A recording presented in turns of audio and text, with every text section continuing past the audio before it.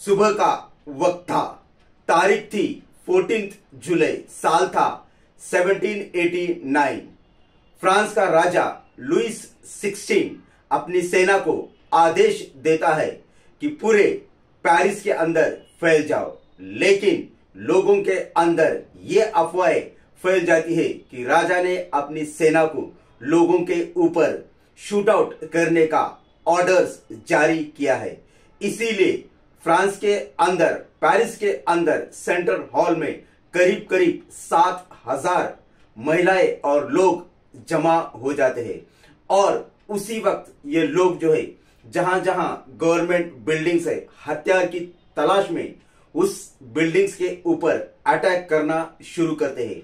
और जब उन्हें वहां कुछ नहीं मिलता, तब वो बास्टाइल, इस प्रिजन या जेल में जाते हैं और वहां के कमांडर की हत्या करते हैं और वहां से हथियार लूट लेते हैं।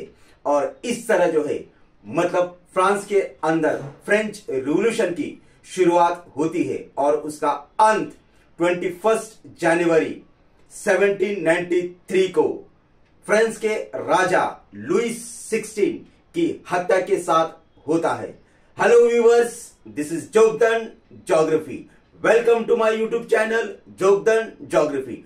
Today we will know the causes of French revolution, यानी फ्रेंच रिवॉल्यूशन क्यों हो गई, उसके पीछे क्या इतिहास है।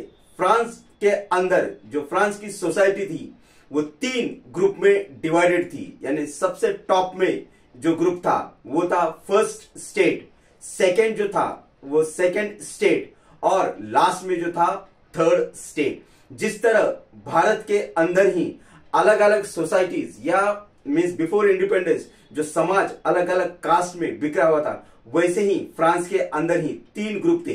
फर्स्ट स्टेट जिसमें पूरे क्लर्जी तो थे, क्लर्जी आते थे, यानी चर्च के जो मेंबर्स है उनको क्लर्जी कहा जाता है। और जो सेकेंड स्टेट आता है उसके अंदर सिर्फ नोबिलिटी, यानी जो बड़े बड़े जमींदार, लैंडलॉर्ड्स, वो सेकेंड स्टेट में आते थे।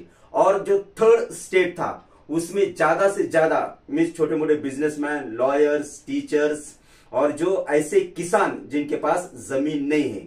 मतलब थर्ड स्टेट के अंदर करीब करीब जो है वो 90% पॉपुलेशन आती थी। यानी पूरे फ्रांस के अंदर जो फ्रांस की पॉपुलेशन थी उसकी 90% पॉपुलेशन थर्ड स्टेट में थी, और बाकी के जो 10% थे वो फर्स्ट और सेकेंड स्टेट में आते थे। लेकिन इकोनॉमिक बैरियर्स इतने थे, आर्थिक जो प्रॉब्लम्स थे बहुत ही ज्यादा थे। क्यों? क्योंकि 60% फ्रांस के अंदर जो खेती थी वो फर्स्ट और सेकेंड स्टेट के पास ही रहती थी। यानी इकोनॉमिक बैरियर्स बहुत ही थे। उसी तरह आज भी अगर हम देखेंगे तो ऐसे हालात फ्रांस के अंदर करीब करीब 200 से 250 साल पहले थे। लेकिन इंडिया के अंदर आज भी ऐसे हालात है। करीब करीब 1 to 10% लोगों के पास 60 to 70% पूरे देश का या पूरे देश की वेल्थ जो है, मतलब सिर्फ 10% लोगों के पास है, और बाकी की बची जो वेल्थ है वो 90% लोगों के पास है। वैसे ही पेरिस के अंदर था, यानी 60% मीन्स फ्रांस के अंदर जो भी खेती थी वो सिर्फ नोबिलिटी और क्लर्जी के पास थी, और ये जो 90% लोग थे उनके पास बहुत ही कम खेती थी। और इसीलिए जो है फ्रांस के अंदर जो है, मतलब समाज के अंदर विद्रोह की भावना धीरे धीरे जागृत हो रही थी, और इसी को कहते हैं फ्रांस की रिवॉल्यूशन। जो फ्रांस के अंदर जो डिवीजन था, मीन्स इकोनॉमिकल डिवीजन था, उसके अंदर बहुत ही बड़ी दरार थी।